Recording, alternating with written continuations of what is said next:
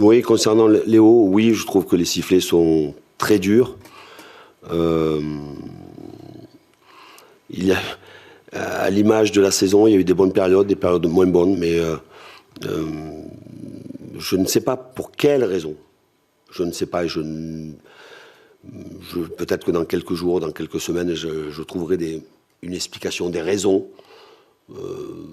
pour comprendre le traitement qui a été fait envers Léo, parce que Léo, je vous l'ai dit tout au long de la saison, il s'est toujours bien comporté comme un grand professionnel. C'est un grand professionnel, c'est le plus grand joueur de l'histoire du football.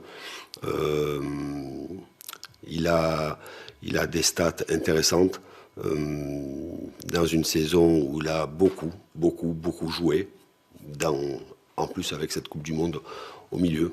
Mais oui, je trouve ça quand même surréaliste. On décrypte tout le temps le jeu de Léo, mais Léo, il joue comme ça depuis 20 ans, ou depuis 17 ans. Et il a l'art du dribble, l'art de la passe, l'art du but. Et je le répète et j'insiste,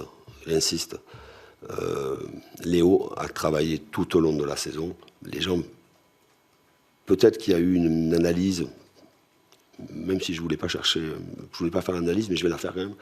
Il y a eu Léo sur la première partie de saison, il y a eu cette Coupe du Monde gagnée, et les gens ont pensé que Léo allait se reposer, alors qu'il s'était préparé que pour la Coupe du Monde. Non, Léo s'était préparé pour faire une grande saison, avec évidemment ce titre de champion du monde, et ce titre de champion de France, et le fait qu'il soit le meilleur passeur de la Ligue 1. Léo a fait une grande saison.